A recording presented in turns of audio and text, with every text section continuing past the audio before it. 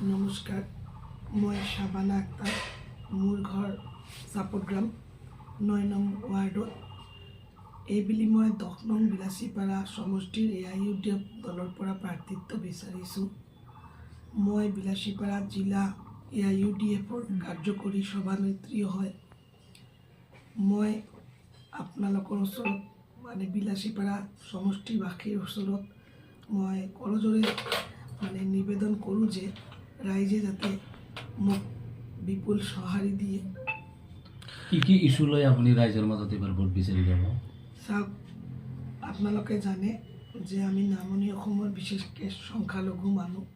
ইয়াতে সংখ্যালঘু মানুহ বহুতো সমস্যা আছে আৰু ইস্যুটো এটাই ইস্যু, কাৰণ আমাৰ মানুহৰ নাগৰিকত্বৰ যি সমস্যা এইটো অতিকে ভয়াৱহ এটা ৰূপ লৈছে। আমাৰ মানুহ নিৰাপত্তা লাগে।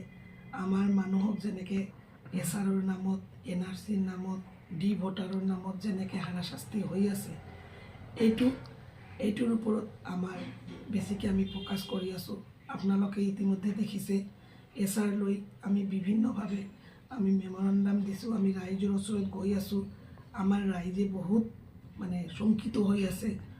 অহা 10 তাৰিখত যি ফাইনেল ভোটাৰ লিষ্টটো ওলাব, তাত SRৰ নামত ফৰ্ম 7ৰ জৰিয়তে আমাৰ বিলাসীপাৰা সমষ্টিত এই শাসক পক্ষীয় যেনেকৈ ষড়যন্ত্ৰ কৰি বহু মানুহৰ নাম কৰ্তন কৰাৰ এটা প্ৰচেষ্টা চলাইছিল। যদিও আমি বিভিন্ন দল সংগঠনে বিভিন্ন মেমৰেণ্ডাম দিছোঁ, কিন্তু আজিলৈকে আমাৰ সমজিলা প্ৰশাসনে বা আমাৰ ইলেকশ্যন অফিচৰ পৰা আমাক কোনো মাতি লৈ আমাক আজিলৈকে ৰিপ্লাই দিয়া হোৱা নাই। আৰু আমাৰ মানুহখিনিকো আমি আশ্বস্ত কৰিব পৰা নাই যে এতিয়া সিহঁতৰ নাম কৰ্তন হ'ব না সিহঁতৰ নাম সংশ্লিষ্ট থাকিব। যি কি নহওক, শাসক পক্ষৰ প্ৰাক্তন MLA অশোক কুমাৰ সিংঘি, তেওঁৰ নেতৃত্বত, তেওঁ SR কমিটিৰ চেয়াৰমেন, তেওঁৰ নেতৃত্বত এই কমপ্লেইনবিলাক হৈছিল। এতিয়া আমি যিটো নিৰ্বাচনত অৱতীৰ্ণ হ'বই লাগিব।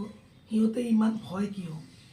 যদি সিহঁতে ৰাইজৰ কাম কৰিছে, ইমান উদ্যমিতা, অৰুণোদয় ডেভেলপমেণ্ট কাম ইমানেই কৰিছে, তেনেহ'লে ভোটটো কৰ্তন কৰাৰ কিয় ষড়যন্ত্ৰ কৰিছে? এই মানুহবিলাকক এইটো নিজৰ ক্ষমতাৰ লগত ভোটৰ পৰা নাম কৰ্তন কৰি এই মানুহবিলাকক ইমান হাৰাশাস্তি দিয়াৰ ষড়যন্ত্ৰ। কালিলৈ এই মানুহবিলাকৰ পিছত আপোনালোকে লগাই দিব।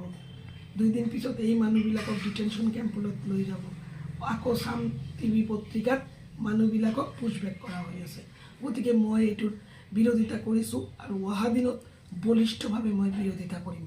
আৰু মই ৰাইজৰ হৈ মাত মাতিম, ৰাইজৰ হৈ কাম কৰিম। কাৰণ দেখা গৈছে যে কংগ্ৰেছ দলক আমাৰ বিশেষকৈ সংখ্যালঘু মানুহ এটা আস্থাত লৈছিল।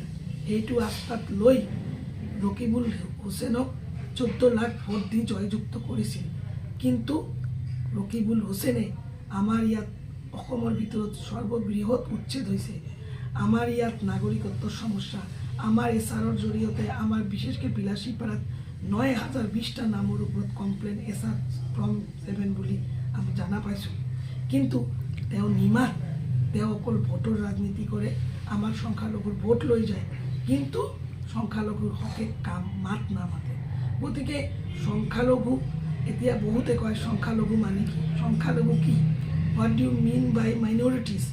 মই ক'ব বিচাৰোঁ যে CMে যেনেকৈ ব্যাখ্যা দি আছে, মিয়া 5 লাখ অবৈধ মিয়া CMৰ মতে, RSSৰ মতে মিয়াৰ সংজ্ঞা মানে যিয়ে মুছলিম ধৰ্ম অৱলম্বন কৰিছে, যি মুছলিম ধৰ্ম মানে সেই মানুহজনে মিয়া। ইয়াতে কোনো দেশী নাই, ইয়াতে কোনো ভাটিয়া উজানি এইবিলাক কোনো কথা নাই। এটাই কথা, CMৰ মতে মিয়াক উৎখাত কৰিব লাগে। দেশী মানুহৰো বহুতো নাম কৰ্তন কৰিছে। গতিকে ইয়াতে আমাৰ এটাই লক্ষ্য হোৱা উচিত। বিলাসীপাৰা সমষ্টিৰ ৰাইজক মই আহ্বান জনাম, বিভিন্ন দল সংগঠন আছে, সকলোকে মই আহ্বান জনাম, এইটো ক্ষেত্ৰত আমাক এক হৈ অশোক সিংঘিৰ দৰে হিটলাৰ মানুহ বা BJPৰ কবলৰ পৰা বিলাসীপাৰা সমষ্টিটো উদ্ধাৰ কৰিব লাগে। আৰু মই টিকেট বিচাৰিছোঁ, আৰু হয়তো বা 2 এজন বিচাৰিছে। যিয়ে বিচাৰিছে AIUDF দলক ভোটটো দিব লাগে। সুখবৰ ধুবুৰীবাসীৰ বাবে সুখবৰ। এতিয়াৰে পৰা আপোনাৰ লাগতিয়াল ঔষধসমূহ ঘৰতে উপলব্ধ হ'ব।